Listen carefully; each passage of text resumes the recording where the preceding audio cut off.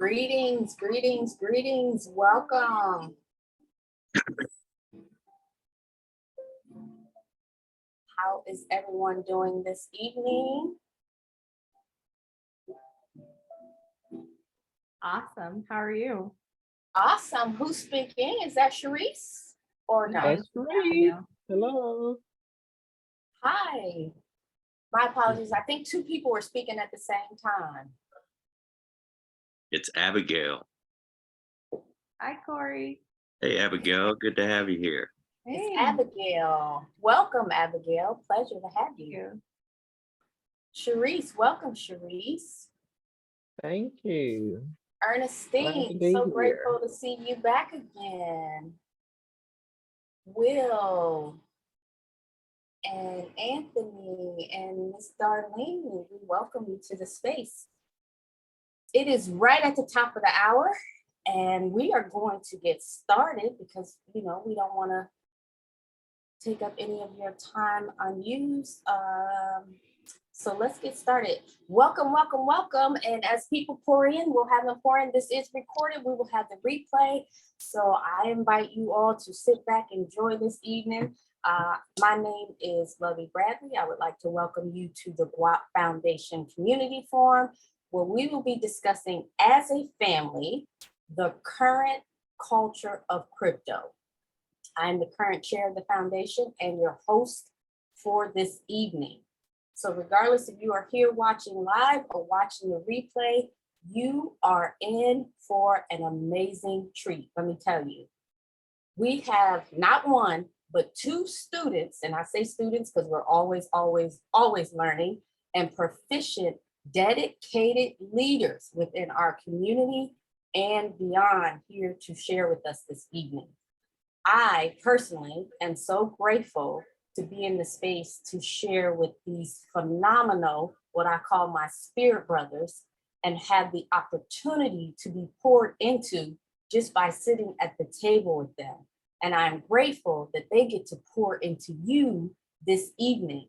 So it is a gift that you are being poured into. And most importantly, I thank each and every one of you for being here and showing up for yourself, your family, our community, so that we all can share this wealth of knowledge, because together we are greater. Let that be. Breathe that in. I say it again. Together we are greater. Can I get somebody to type that in the chat? Together we are greater. So without further ado, allow me to introduce our speakers for this evening. We're going to start with our brother Cory, Mr. Cory Henry. He's the TGF Director of Education, a well-educated, experienced, and competent leader who has a long track record of implementing organizational change that leads to improvements and momentum. He is a STEAM engineer from West Point, the founder of STEAM Revolution, LLC, a nonprofit organization. He is now a speaker on the Black College Contour, which is for worldwide gaming and esports and so much more. And then we have our own brother, Kamose Muhammad, TGF Director of Business and Development and Communication Engagement. He's also the CEO of Seti, did I say it right, Muhammad? Inc. And Seti Inc. I know I was gonna mess it up. Seti, gotta get it right. And he is a business management consulting firm. That firm is a business management consulting firm that deals with blockchains, cryptos, DeFi, and among other businesses concerns. Muhammad has a background in manufacturing, retail, real estate, finances, and so much more. Let me tell you, these two are beyond skilled in their knowledge for tonight's topics. This brief bio that I have provided you with for the purpose of time does not speak to the wealth of knowledge that these two hold within the walls of their brains. So trust me, we are in excellent hands this evening. Now, without further ado, I invite you all grab your water, your tea, your dinner, your pen, your paper, and most importantly, your attention. So I'm going to turn it over in this moment to Brother Cory. Is there anything that you would like to add lib about what I just spoke about, your bio and introducing you? Oh man, most importantly, I'm a servant.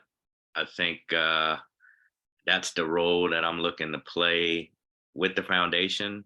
In my role as the director of education, it is really focused on how can we serve this community and ensure that that we are all growing together. Blockchain is still a very new science. So there are no real quote unquote experts. It's just people who have the experience up to this point. So we're all growing together, and I'm looking forward to sharing in that regard tonight. Absolutely. That's why I said we're still students, you know? Even though you all are very experienced and have a lot of knowledge, we're all still students. Thank you for that. Brother Muhammad. Yes, indeed.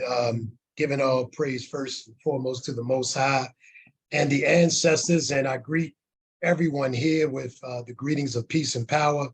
And, it's an honor to be here to come before brothers and sisters and to talk about just some of the things, some insights into, as my brother said, this new dimension of technology, of knowledge that is so very important for us as a people, for us to understand and to begin to grasp.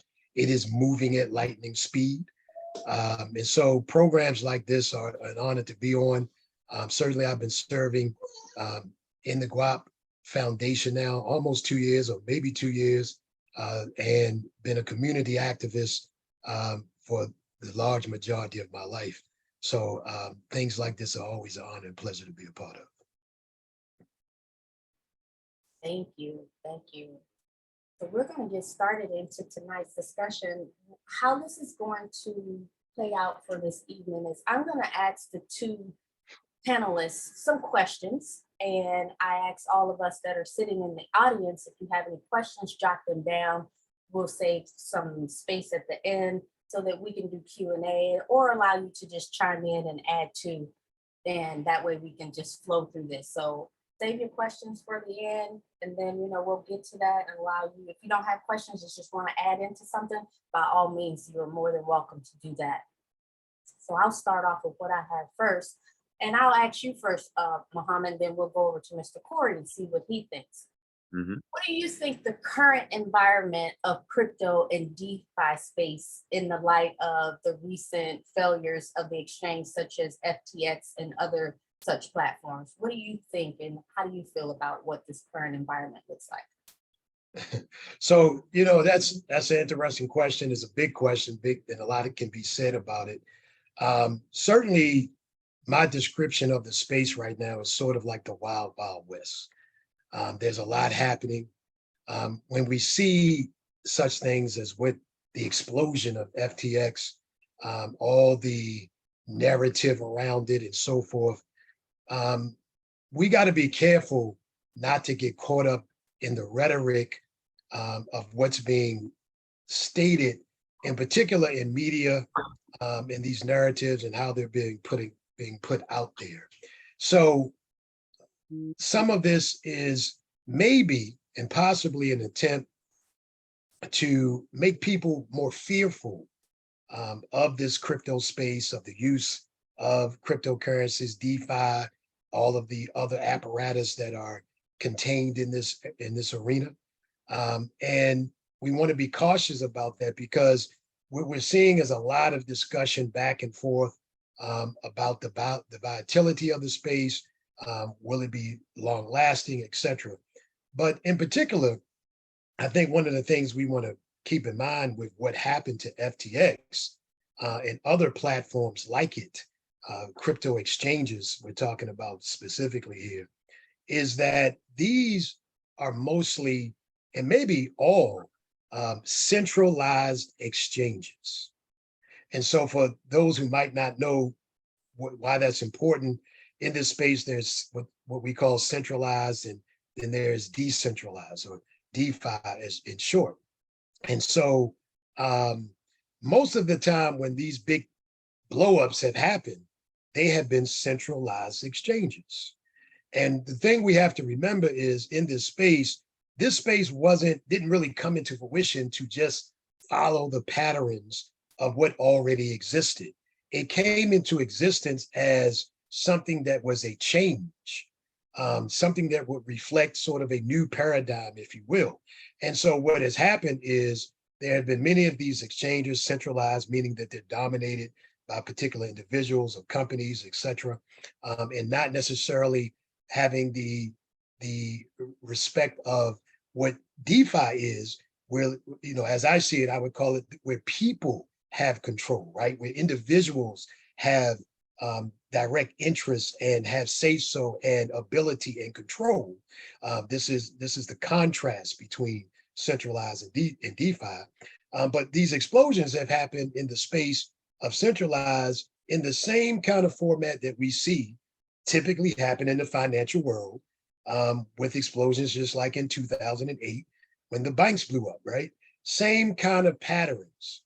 And so we shouldn't be necessarily shocked, in my opinion, when you see even crypto spaces blow up in a centralized world or centralized reality, when in fact they're following those same rules that these same types of financial organizations and institutions have typically blown up on some regular basis over time.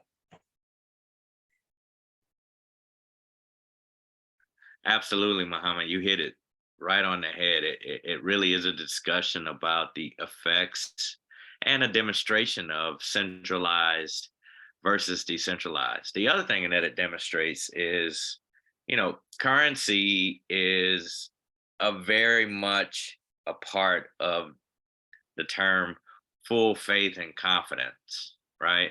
There would be no currency without full faith and confidence. And currently, we still give the dollar a tremendous amount of our full faith and confidence when we have the ability to swing that faith, to swing that towards any currency of our choosing. And FTX was a demonstration of a bunch of people swinging their faith in a direction of a currency that was not uh,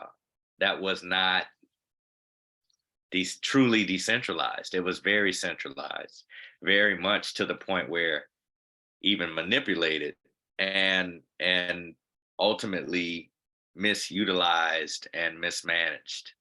And us as, you know, with the type of currency that Guap coin is, with us being able to manage the majority of our contributions through the masternode platform, you know, that's the big give with Guap. It's all about understanding what is the best position to be in with our currency, learning from the mistakes of other currencies. And I'll tell you, during the whole FTX disaster, it did not affect the price of Guap like it affected the price of everything else. Technically, we kind of stayed the same, you know, and that speaks to the growth potential, but also to the individualness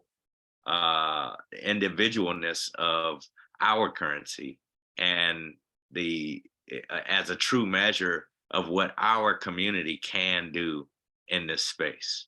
So I'm excited about what that means. But volatility is a major part of currencies, and there will be volatility, and we would be blind to think that we won't experience that volatility in our future. So we just have to take some safeguards from that. That's what the foundation is about us consolidating a place where we can continue to educate ourselves about the nuances of this new mechanism of exchange, and so that we can be better, you know, and not allow these types of things to happen to us as a community. Absolutely. Thank you for that. Okay, for this next one, I'm going to start with you, Brother Cory. what are some implications for people of African descent as it relates to blockchain, crypto, DeFi? That's a great question. I think all of us have to be, there's a little piece of us, maybe very tiny and some people very big, that is looking for our connection to the diaspora, right? Where am I? Have I ever been to Africa? Do I ever want to go to Africa? Or all of the diaspora, all the places where we think we belong or are a part of us. And eventually that becomes a part of your decision about statehood. You know, will I remain an American citizen? Will I become a citizen of another country one day? And all of that is a focus on your long-term strategy for how you're going to do money internationally. And that's where crypto as a technology and blockchain as a technology is really driving us. Do we have the ability to arrange our affairs in a way where we can be global? And this gives us something to practice with, something to learn from, something to gain our experience in, and position ourselves, you know, for how the future will see blockchain, how the future will see Guap coin, not necessarily how the present sees Guap coin. We are positioning ourselves for how our children and their children will see Guap coin. And if we keep things focused like that, we will start to value this for the future that it has and not necessarily for its present. So that's kind of a long way to answer, but my thing is, you know, we have to stay visionaries in this space. If you're not thinking about the future, and the monies that you put here are meant for you to learn, you know, at the probably currently the cheapest cost possible to learn very in depth about what proof of stake is and what is a masternode program, because there are many currencies that practice these same principles, but Guap is where we learn and sandbox together. That was good. That was good. Thank you for that, Cory. Muhammad. Dr. Lovey, if you could say that question again for me. Absolutely. What are the implications for people of African descent as it relates to blockchains, crypto, and DeFi? Yes, okay, excellent. And so I concur with my brother Cory, and the one word he said that I want to kind of focus in on as I'm really making my comments and answering the question is this word value. Very important word. If we parse that word in our understanding of our sojourn as African people, both here in the US and in the diaspora, throughout the diaspora on the continent, et cetera, then one of the big things we have to do more and more is to learn to value ourselves, our communities, our structures, our culture, our languages, all that we are as a people. And so what this technology is doing is reinvigorating in us, I believe, the power to begin to do that. We have to understand that these technologies are not somebody else's technologies. We are not here just to be those who are following somebody else in this space. We have to understand that even culturally, technology is rooted into our DNA. The builders, for example, obviously of the pyramids in Kemet are African people. So nobody can build pyramids today, right? But our ancestors had the capacity, the vision, the apparatus to build pyramids, right? They had the technical know-how. So not only should we be involving in really engulfing ourselves into this because of the technology itself, but we should be understanding that it is giving us the capacity to move ourselves forward as a people. Now, where particular things happen like Guap coin, where it becomes significant here is because worldwide what we're seeing is really a global change in monetary thought.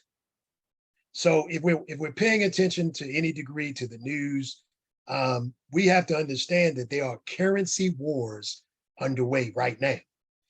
Nation states are now looking at currency and what the implications more so than ever. They're not just willing anymore to follow the path of the US as the leader, the owner of the reserve currency of the world, if you will. They're looking at ways to circumvent that because of the number of political moves that has happened. But for us, it is also the opportunity that we have an apparatus in Guap coin, for example, a cryptocurrency owned by us where we own the blockchain, to connect ourselves in our interest. So wherever we might not speak the same language, or the culture might be a little different here or there or the other, we have a common goal and a common interest. Now we can have a common currency. This is the power for African people, to take ourselves as a people out from underneath the economic upheaval that has been placed upon us, and now move very quickly beyond that and take a leadership position in economic proportions. Perfect. Good stuff, gentlemen. Thank you. All right, let's start with you, Brother Muhammad. Could you tell me what is your perception of the global implications of technology and how they may affect the continent? Yeah, and again, family, this is something, we spend a lot of time at Seti really reading and reading and reading. You said it best, Dr. Lover. We have to be diligent, and visual students, right? Because there's so much happening and it's changing so quickly. One of the things I want to mention here, I think that's important for us to understand, is the coming of CBDC, central bank digital currency. Again, this is cryptocurrency. It's going to be centralized, but the advent of this is a game-changing reality in the space. So when we talk about global implications, CBDC is one of those things we have to be aware of. It's a lot of talk about it. What people should know is that President Biden passed orders, I think it's Executive Order 14607 or something like that, that was passed late last year in the United States, legalizing the pathway for CBD, Federal Reserve digital currency. China has a digital yuan.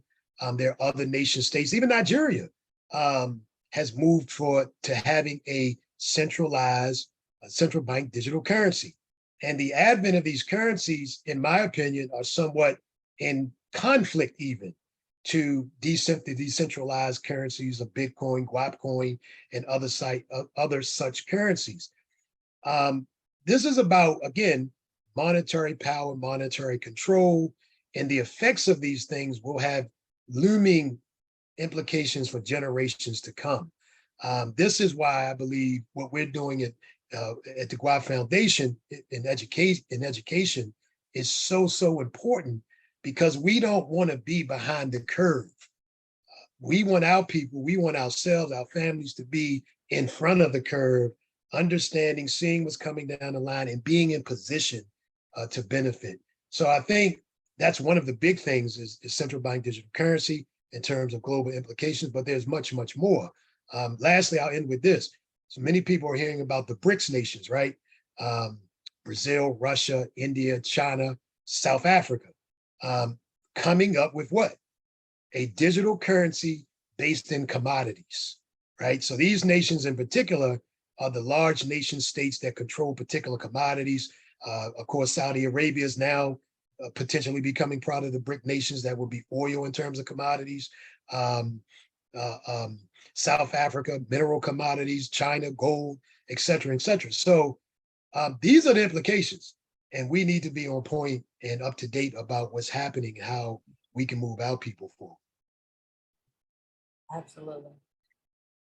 Cory? Yeah, I think, Muhammad, you're spot on. I think one thing that I would highlight is that technology is totally about globalization, and the globalization of each and every one of our individual small businesses.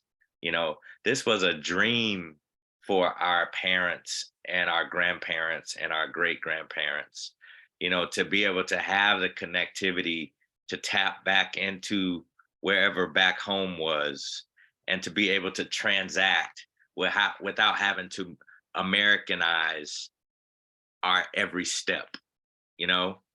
And now we have the ability, you know, whether we are from the West Indies or from the islands, or whether we're from, you know, Haiti or some of these other nations that we have a heart for but don't have the physical capacity to contribute, through something like a cryptocurrency, like a Guap coin, we can establish the strength of our, you know, connectivity to the US, and push that strength off into other markets. So that's where we have to be thinking about blockchain and the technology of you know, utilizing the internet and internet money to expand our capacity as businesses. And that's what I think Guap coin ultimately first has to be for your business, for your enterprise, for your the extension of yourself that is beyond you as a job, as a person, as a bank account, and moves into you as an enterprise and as a job creator. And those jobs can be anywhere. They don't have to be, you don't have to compete with Amazon or Facebook, or compete with, you know, Pep Boys.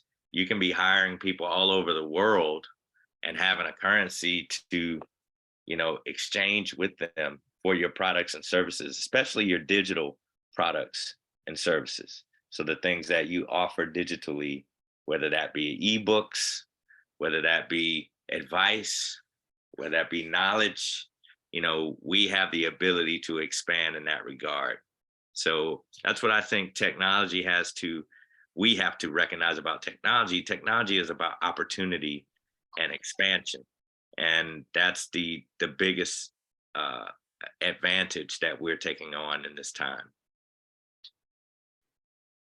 Dr. Lovey, I wanted to, in consensus with what brother just said, and I think it, you know, when he talks about the business possibilities here, right? Very, very, very major part of this that we can't miss. We're looking often at these at DeFi as speculation, right? In other words, the investment modality of, you know, getting involved, and that's fine.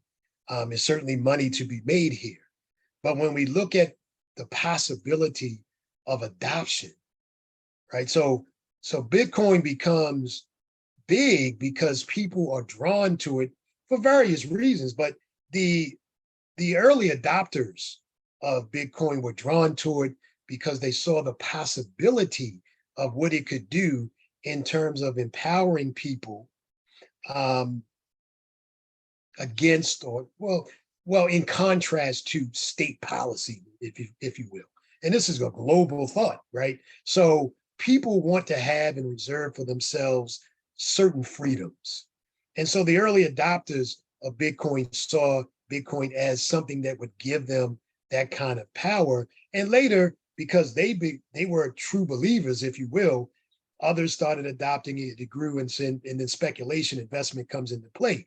But as Brother Cory said, if we think about Guap coin and the capacity it gives us from a business perspective, which means it can change economic realities. So we could sit here in the US and begin to really trade, breaking down artificial barriers or barriers created by other people that stop us from doing trade. Trade and commerce, by the way, is the moving force of the planet, right? So even when nation states are at war with each other, depending on the level of the war, right? They still do trade and commerce. So you hear all of this noise about America and China, trust and believe trade and commerce is still going on. Money is still being exchanged all day, every day. So Imagine now us having the apparatus and capacity to do business with Brazil, to do business with somebody in Colombia, South America, etc. But we need the adoption.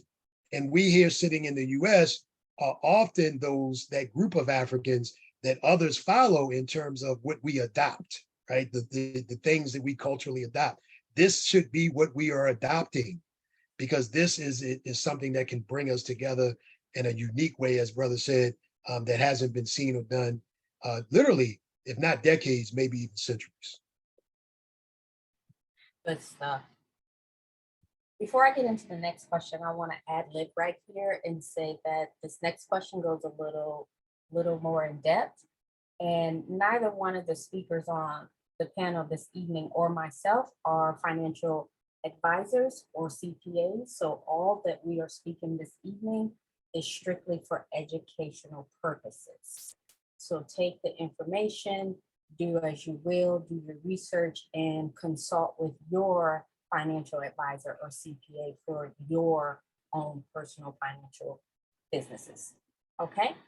And with that being said, I'm going to ask you, Brother Cory, what do you believe African people and Aboriginal people in particular should be doing as it relates to crypto and DeFi in general at this time, 2023 and beyond?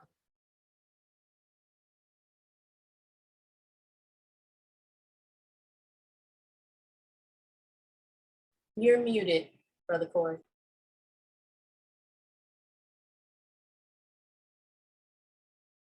I'm sorry. Great question. I think number one, we need to be continually charging up our curiosity and staying very active.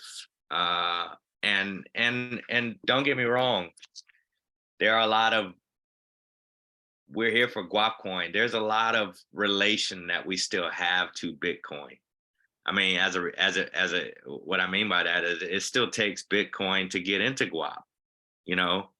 So we need to be dollar cost averaging our way into the crypto space. And even if it means just auto buy on your Cash App, you know, even if it means more than that, if it means, you know, having a percentage that you are putting aside that is to grow your Web3, your crypto assets, you know, we need to be in the space. And as we see new initiatives coming on, you know, we're seeing the NFTs coming out. We're starting to see, you know, the Guap, the protectors of Guap, and we're seeing all these other different, you know, NFTs coming out that are really about the expansion of the brand. These are the things that we need to be as a community engaged in and participating in, because they will have value in the future. We are the emeritus members of Guap. We are the early adopters, if you will. And, you know, the good news is that this is something that won't go away. So whether you are engaged or not, Guap is still doing what Guap is going to do. And the evidence of that is those who are masternode holders who didn't see a single blip in their masternode's performance during the entire FTX experience. You know, my masternodes gave me the amount of Guap that I was supposed to get every single day, the whole time. And that circles back to my full faith and confidence in the currency. It's working how it's supposed to work. I don't look at the value as compared to a US dollar, because there's all kind of hidden mechanisms in the US dollar that we have no explanation for. You know, we have no explanation for quantitative easing. We have absolutely no explanation for the total tripling of the money supply over the last 3 years. There's absolutely no, you know, no scientific or formula driven explanation for that. So we can't really predict what that's going to mean in the future. But what we can do is see what that means when we're trying to buy eggs, when we're trying to buy milk, and we see what that means when, when you're trying to buy things of value. We just came through another Valentine's Day. How many people got tattooed this year for Valentine's Day for stuff that was probably half that price a couple years ago? So that's what we have to see about the future of not just crypto, but our currency, and whether or not we're going to be a part of the wave that this next round that's coming, or whether we're going to be on the sidelines watching other people take the ride that we missed last time. We shouldn't miss this ride twice, especially if we've seen how it goes. Absolutely. Mohammed, you need me to Yes, that's a perfect place for me to come right in, because I 100% agree. We cannot miss this ride. We cannot miss this ride. We cannot be fearful. We cannot lay back. We cannot simply leave it to other people. We can't do that. And I think one of the big things we want to do is get more and more people involved in the different aspects of this space. We need more of our young people. There's often talk about STEM, right? Science, technology, engineering, and math as being a major component in our school systems. That's a whole big conversation we could have. But let's just say this. We need more of us being educated in every perspective of this technology. Brother Cory, I know him in particular. He's talked about NFTs. I know him as, being very heavily involved in those sorts of things and having great knowledge in it. I'm really into the DeFi space, the financial end of it. There's so much to it, right? We need more developers. We need people who can do the mechanical work of ensuring the maintenance of blockchain, developing the systems, the multiple layers. That's what I believe we should be doing as an African people, is getting more mentally involved with this technology. As he said, when we started, it's still very new. So there's no excuses for us not to get involved, not to learn, not to continually learn. And we just need more of it so that we can stay in front and be in control of these apparatuses as they're being developed. And that is one of the things that drew me to Guap, Guap Coin, the Guap community. It is for us. It is developed by our people. It is something that has our community's focus right in it. And so the more of that develops, the better it's going to be for us. Absolutely. Thank you, John. Mohammed, let's start with you. What do you believe that the governments and major institutions, such as banks, are doing about the explosion of these technologies?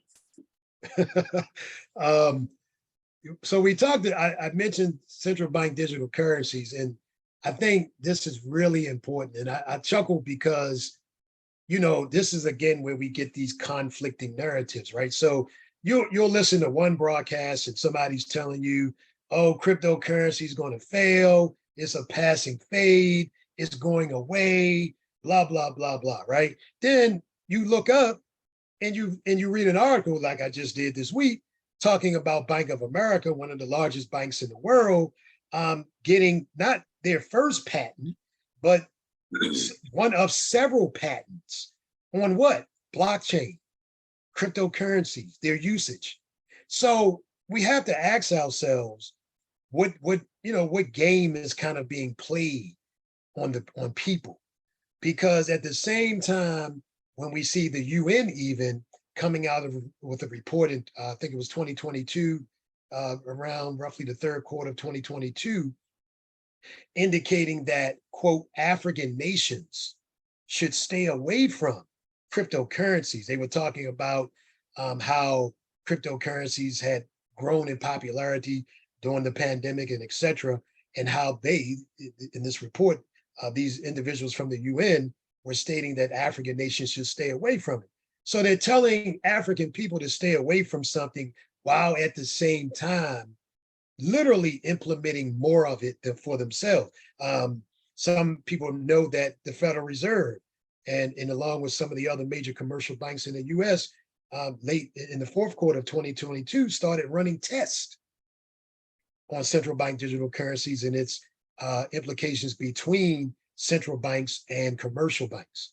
So we can't listen to any of that. We have to make these decisions for ourselves. We have to clear out this noise, and we can take charge of our own destiny here. Anytime somebody who is in power is telling you to stay away from something, probably means we should take a better look at it and see why they're telling us that. But in particular, if we see them attempting to master it, that's telling us there must be something to it. So it's up for us to make these decisions for ourselves. And so I just want to tell us that we need to be very careful about the news blurps that we see and just really be students and studious about the space continually. Yeah. I think Julius Caesar, I remember the quote, "Beware the Ides of March," and as I look at articles about Charlie Munger, who was the kind of the co-chairman of Berkshire Hathaway, saying that one of America's biggest mistakes was allowing crypto to happen. Think about why somebody who is probably the inner 1% of 1% of wealth in this world, if you think of what this means to them, for us to have an alternate system to the systems that they control, to their ability to control every election, to control whether it's state, local, or national, for them to control, the food supply, to control the flow of goods, import and export, to a small group of people. The wealthiest 1% have tripled their worth in the last 3 years. Tripled. And the number of poor people is growing tremendously, and the number of rich people is shrinking, and the gap is growing between the rich and the poor. And cryptocurrency, blockchain enabled businesses, Web3 enabled businesses, cloud enabled businesses are able to position themselves to disassociate themselves from that phenomenon, to have an alternate mechanism of the exchange of ideas, the exchange of time and talent. And if we don't consider that, if we don't consider putting our energy in that position, then we're not considering where we'll be in the future. We're not considering that we will have a future. But I'm considering that 2030 is a very real milestone, and 2040 and 2050, I may still be here, but I know whether I'm here or not, my kids will be here and their kids will be here. And it's the actions that we take in boldness that will prepare them for that future, and that will put them in the best position when others who have already secured their position. Warren Buffett doesn't have to give us advice about crypto. He doesn't have to give us a single lick of advice about crypto, because it stands to tear his kingdom down. But as me building a kingdom that is much smaller than Warren Buffett's kingdom currently, I have to look at these things with a very curious eye and a very adamant position for my role that I'll play in this. And that's why I'm here, looking to take a position like director of education. I'm here looking to be on the board, looking to be involved in projects, looking to be leading in the space, because that's what I want. That's the vision that I have for my children and their children. Absolutely. Thank you. So with that being said, what can Guap do for the African world and other Aboriginal people? Brother Cory?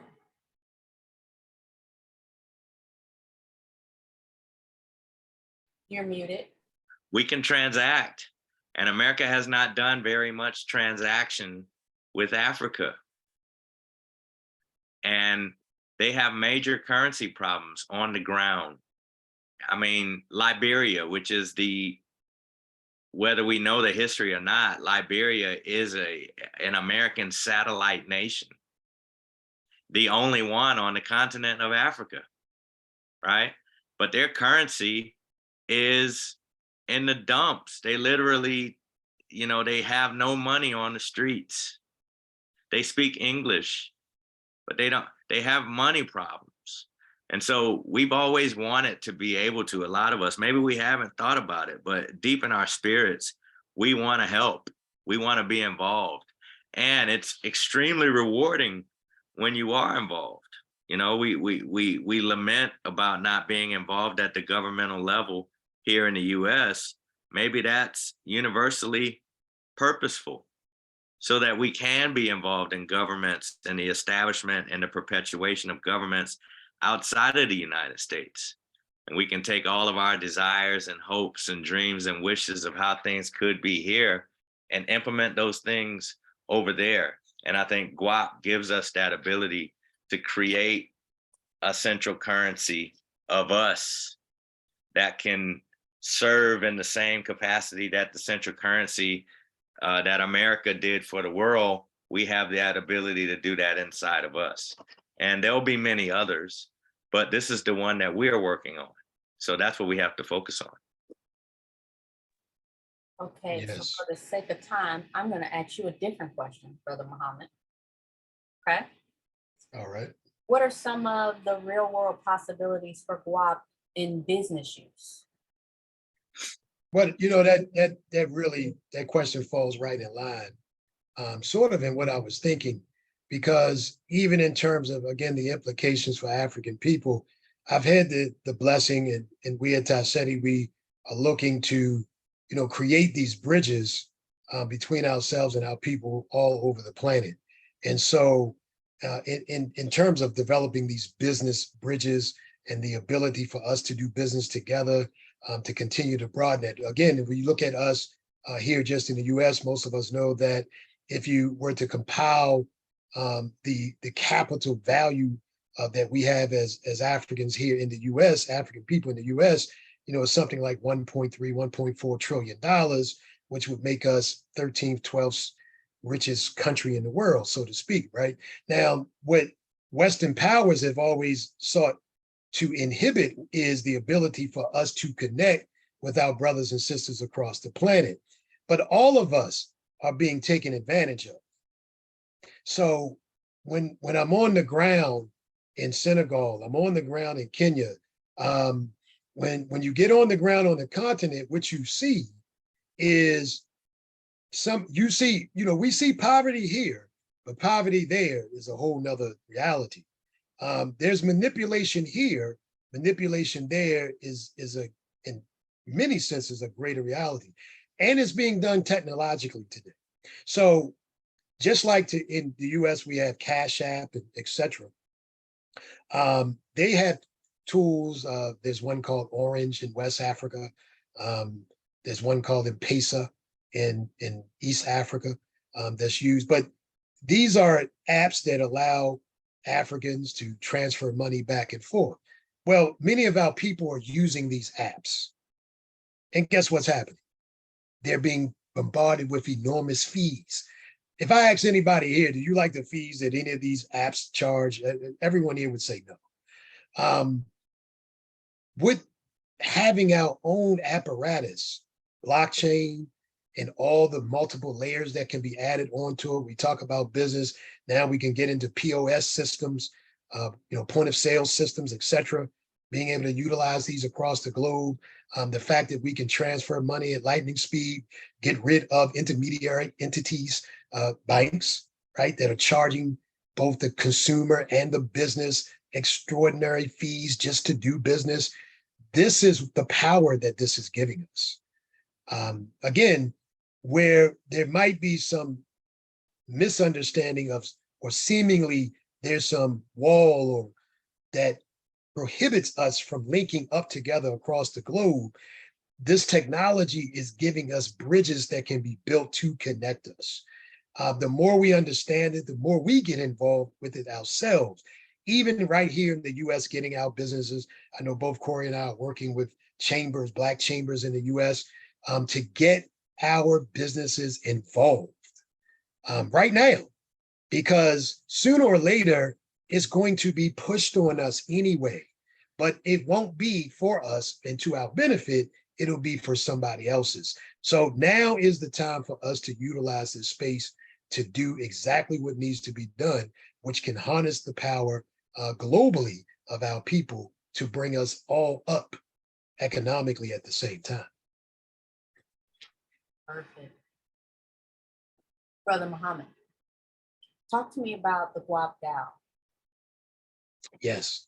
As the director of community engagement, business development, one of the big things that I saw when I came on board was that the community had determined that it would build a DAO. Now, just for those who might not know, DAO is decentralized autonomous organization. They function in most communities where there are blockchains. We are building ours. And the stage at which we're building it currently is really at what's called a DAO treasury.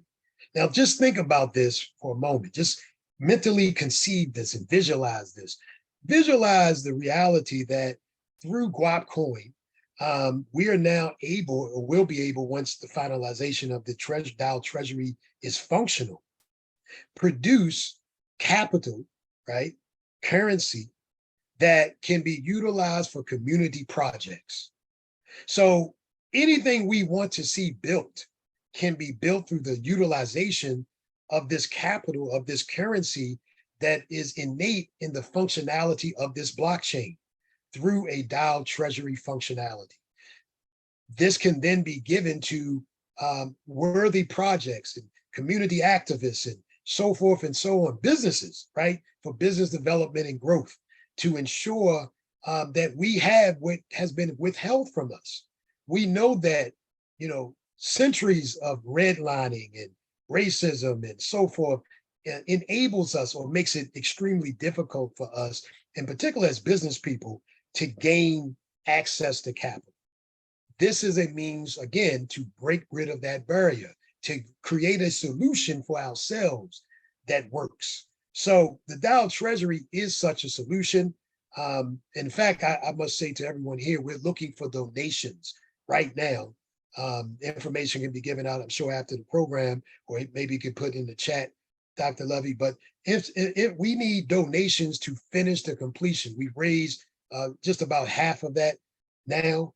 But once this is implemented and fully functional, the capacity of change and benefit that it can produce for the community at large really would be phenomenal. Absolutely. Absolutely. Yes, I'll drop that in the chat in one moment. Last question, and then we're going to open up the space for Q&A. And this is for both of you, but we'll start with you, Brother Cory. What do you believe the future of Guap can be? I think the future of Guap coin could be very similar to other tokens that we have derived from. So I teach often that if you want to see the possibility of Guap, you look at the other, the predecessors to Guap and their potential. Guap is a fork of Pivx. Pivx was a fork of Dash. Dash was a fork of Litecoin, and Litecoin was a fork of Bitcoin. So Guap, to some degree, is very much like Bitcoin, very much like Litecoin, very much like Dash, very much like Pivx. And we have to read up on those predecessors and look at their histories, and that'll give us some indication of what's possible for us. I mean, I've seen Dash as high as $200 or $300, which would be a dream for a masternode holder right now to be considering getting, $200 to $300 per coin every day for every node, that would be a dream.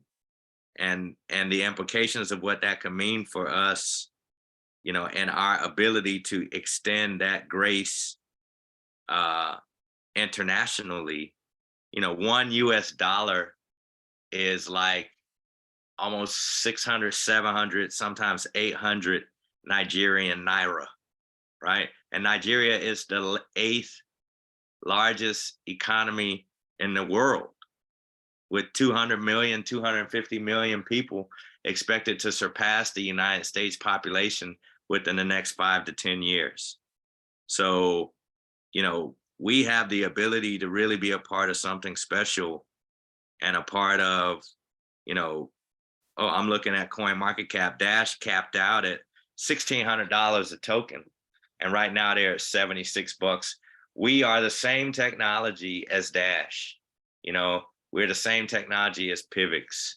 So that's what I see as the future, us realizing what we have and starting to value that and put our long-term faith into what we have and not just what other people have. Yes, yes, I heavily concur and say that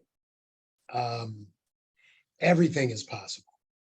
And for anyone who's doubting, or if you meet somebody else who's doubting, all we have to do is remind people, as Brother Cory said, of what we've already seen. 2009, Bitcoin is worth what, 6 cents? Today is going through the roof, by the way. If you follow it. And again, we look at that because it is the gateway or doorway to many other things, right? So today, last time I looked at it before I got on the broadcast here, I think it was nearing $23,000 a coin. Nobody knew that possibility in 2009. Nobody expected 24.5. 24.5. So it's now eclipsed its recent high at this point. But the point here is, in 2009, nobody could see what 2023 would look like. I believe that Guap coin itself can exceed all of that. We have that capacity as a people. We must make this our own. And guess what's going to happen? Not only will African people follow, but everyone will follow, right? So the great thing about this is Guap coin might be 1 or 2 cents, whatever it is today. Tomorrow, you got a master node and you might wake up and it's worth $1. It might be worth an ounce of gold, whatever. But understand that what has happened can and ultimately most likely will happen, which is the explosion of this currency simply because of adoption. So we are really the ambassadors, all of us, to begin to keep talking about it and get the word out and get the momentum going and get the adoption happen. Yep. And then everything is possible. WAP can do what hip hop has done, what we just saw Rihanna in the Super Bowl, and every memorable Super Bowl performance is somebody from the culture, whether it was Prince, Michael Jackson, Janet Jackson, Beyonce, Bruno Mars. The culture has always been the ability to go global for the United States entities, right? The pace setters and trendsetters of the world. Absolutely. And Guap is the culture. You know, we represent that value set in the world from a digital currency point of view. And that's the potential that we have. That's where we can, the more we can capture a percentage of what the culture means globally from a financial transaction point of view, the more we start to realize our potential and take ownership of what we represent in the world. Yes. Ashe, arigato. Gentlemen, thank you for the wealth of information that you have poured into us tonight. I'm full. I need to go back and watch the replay for sure. I've been sitting here live. So I want to open up the space. We're right at the top of the hour. Let's give a few more minutes and ask anyone that is in the audience Do you have any questions? Do you have anything that you would like to ad lib on or provide in the space with your intelligence as well? So we're going to open up the floor, and please don't be shy. Is there anyone who has questions? Oh, great form, Sharice. Sharice, yes, great form. I knew it would be. No one has questions? No, someone had something that popped up. Okay, so let me ask you this. I don't want to call on anybody. Can you unmute yourself and tell me what was your biggest takeaway from this evening?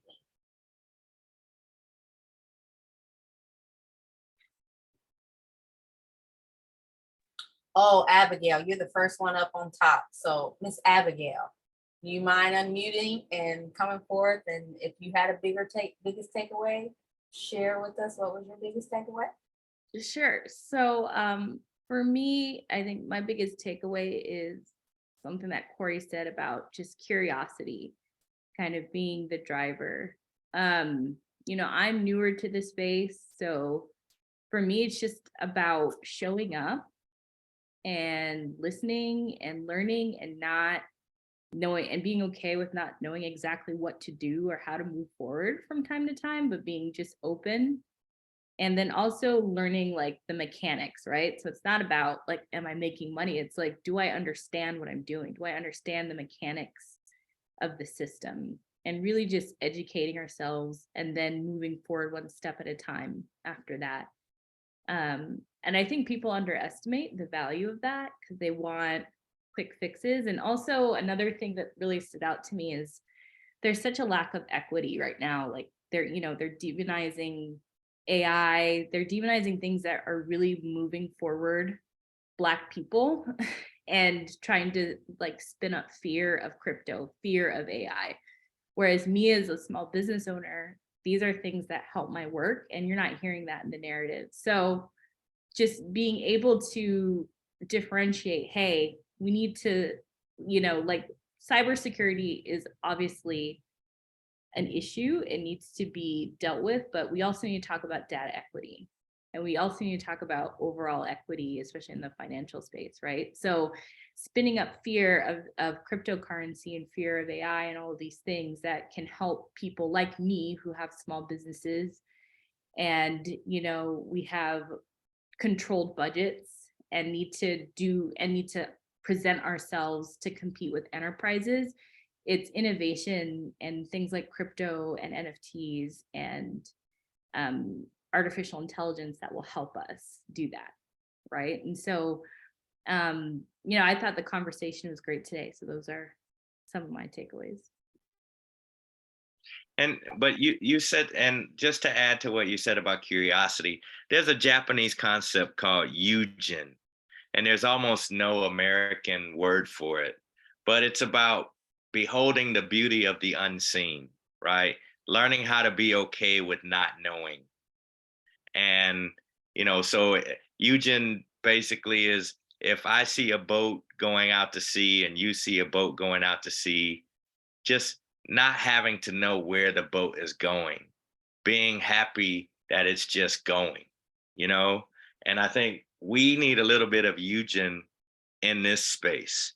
We need to be able to not necessarily know exactly where this is going before we decide to take a ride, but just being happy to be on the ride, And I think if we can, accept a little bit of that concept, that is a very big part of the Japanese culture, we'll be a little bit more adventurous, we all have some generational and PTSD in our DNA because, where things were going for a lot of our ancestors was to death. You know what I mean? So we had to be a lot more sure about every step that we take, but that's not the case anymore.